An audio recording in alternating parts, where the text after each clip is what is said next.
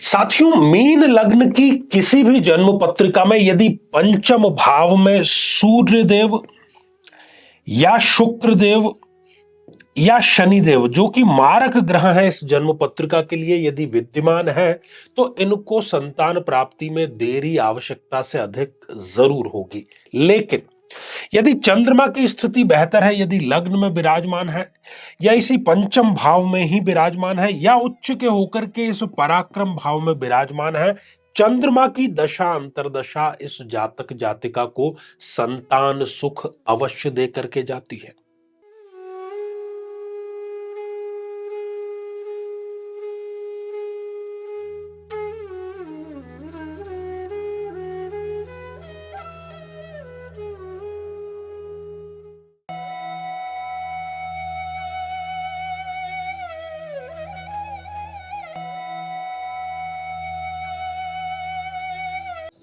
तो मेरे बहुत ही प्रिय और बेहद सम्मानित साथियों, हृदय की असीम गहराइयों से अभिनंदन, बहुत बहुत हार्दिक स्वागत। साथियों, हम इस श्रृंखला के अंतिम पड़ाव पर आज पहुंचे हैं और बात हम करेंगे 12वें लग्न अर्थात मीन लग्न के बारे में। ऐसे सभी भाई और बहन जो कि संतान सुख से अभी तक वंचित हैं और कहीं ना कहीं यदि वो आस को छोड़ बैठे हैं तो उनके लिए ये एक नई किरण है। जी हां, यहां पर देखिए कि देर से ही सही अवश्य होगी संतान। कौन कौन सी वो परिस्थितियां होती है जो कि मीन लग्न में संतान के लिए देरी का कारण बनती है, देरी का कारक बनती है। लेकिन ऑन द अदर हैंड यदि चंद्रमा की स्थिति ठीक है, कौन कौन सी वो स्थितियां हैं पंचमेश की, जबकि देर से ही सही संतान इनको अवश्य होगी। इसलिए उम्मीद का दामन जो है वो आपको छोड़ना नहीं चाहिए। इस पर हम बात करें उससे पहले यदि अभी तक आपने अपने लग्न से संबंधित एपिसोड नहीं देखा है तो यहां आई बटन में हम आपको उसका लिंक प्रोवाइड करा रहे हैं, जाकर के आप उसको जरूर देखना चाहिए। तो साथियों, ये आपके समक्ष मीन लग्न की जन्म पत्रिका है क्योंकि 12 नंबर से ये जन्म पत्रिका प्रारंभ हो रही है। ये लग्न है, इसको हम प्रस्थान बिंदु कहते हैं, यात्रा की शुरुआत कहते हैं। ये कुंडली में जातक या जातिका स्वयं होता है। और पंचम भाव जहां से कि हम संतान के बारे में चर्चा करते हैं वो भाव ये है। अब लिखा हुआ तो यहां पर 4 नंबर है, फिर हम इसको पंचम भाव क्यों कहते हैं? क्योंकि गिनती की शुरुआत यहां से होती है, 1 2 3 4 और ये 5, इसलिए हम इसको पंचम भाव कहते हैं। अब कौन कौन सी वो परिस्थितियां हैं, एक एक करके हम उन परिस्थितियों को जानते हैं और फिर चंद्रमा पर हम चर्चा करेंगे। साथियों, सबसे जो पहली परिस्थिति है इस जन्म पत्रिका में वो है सूर्य देव को लेकर के। सूर्य देव जो है वो भले ही गुरुदेव के मित्र हैं, लेकिन यहां पर उनको डिपार्टमेंट कौन सा मिला है? रोग, ऋण और रिपु का। तो मीन लग्न के लिए सूर्य देव एक अच्छे ग्रह नहीं माने जाते हैं। सिद्धांत यही कहता है, शास्त्र यही कहता है।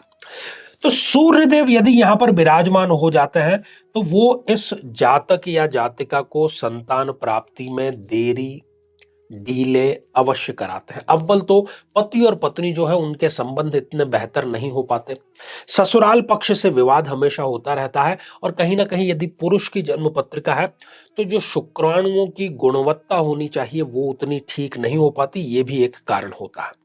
पहली ये बात। यहां बैठ करके सूर्यदेव अपनी सप्तम दृष्टि से इस आय के भाव को भी देख रहे हैं।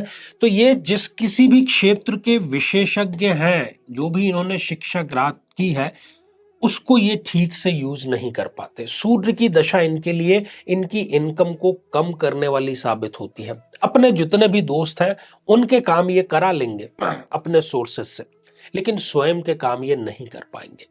लाभ कब किया जाता है इस प्रकार का सौदा ये कर ही नहीं पाते और कोई बहुत बड़ी जो इच्छा है इनकी वो सूर्य अधूरी अवश्य रख देता है। साथियों, आगे बढ़ते हैं और बात करते हैं हम शुक्र देव की। शुक्र देव भी इस जन्म पत्रिका में एक मारक ग्रह की भूमिका में है साथियों। तो मारक ग्रह यहां पर आकर के विराजमान हो गया है, वो भी या तो हार्मोनल डिसबैलेंस दे देगा या फिर वो संबंधों को ठीक नहीं रख पाएगा, पति और पत्नी के बीच में जितने हेल्दी संबंध होने चाहिए। स्त्री है तो उसकी अंडाणुओं की संख्या, उसकी गुणवत्ता में खराबी, और पुरुष है तो उसके शुक्राणुओं की गुणवत्ता, उनकी संख्या में कमी जरूर ये करता है। तो शुक्र की दशा, अंतरदशा भी इनके लिए ठीक नहीं कही जाती, ये प्लेसमेंट बिल्कुल भी ठीक नहीं है। साथियों, तीसरी जो स्थिति है वो शनिदेव को लेकर के है, क्योंकि शनिदेव भी मीन लग्न में एक परम मारक ग्रह है। यदि शनिदेव यहां पर विराजमान हो जाते हैं तो वो भी यहां पर संतान बाधा ही उत्पन्न करेंगे। इस व्यक्ति को जरूरत से ज्यादा गुस्सेल ही बनाएंगे। हर एक कार्य में इनके डीले, क्योंकि शनि का कार्य ही है डिले कराना, देरी कराना, वो सारे कार्य ये यहां पर करेंगे और कुल मिलाकर के संतान से इनको वंचित करने का वो कार्य कर देंगे। लेकिन अब हम आते हैं दूसरे पहलू पर। ये या इनमें से कोई भी समीकरण होते हुए भी यदि चंद्रदेव की स्थिति अच्छी है, उनकी डिग्रियां ठीक है, मान लीजिए कि लग्न में यदि विराजमान है तो यहां पर वो त्रिकोण के अधिपति होकर के लग्न में हो गए, या फिर वो इस पराक्रम भाव में विराजमान है, त्रिकोण के अधिपति होकर के उच्च राशि के वो विराजमान हो गए, या फिर वो स्वयं अपनी ही राशि में यहां पर विराजमान है, तो अपनी अंतरदशा में इस जातक को वो संतान सुख अवश्य देते ही देते हैं। इसमें कोई दो राय नहीं है, परम सत्य बात है, ये ज्योतिष विज्ञान पर आधारित है। तो साथियों, इसी के साथ में अब आज की ये जो हमारी इस टॉपिक से चल रही श्रृंखला की देर से ही सही अवश्य होगी संतान, उसका पटाक्षेप यहीं पर हो रहा है।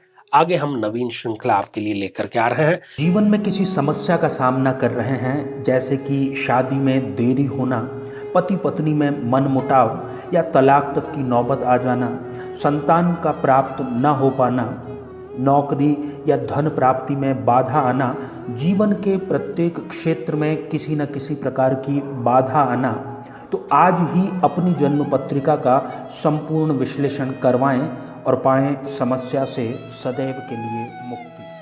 अब समय हो चला है आप लोगों के कमेंट्स को शामिल करने का। तो पहला ही जो कमेंट है ये कंचन साधरा जी ने लिखा है, मैं 11 साल से परेशान हूं, अभी भी मेरी गोद सूनी है, गुरुजी हर हर महादेव।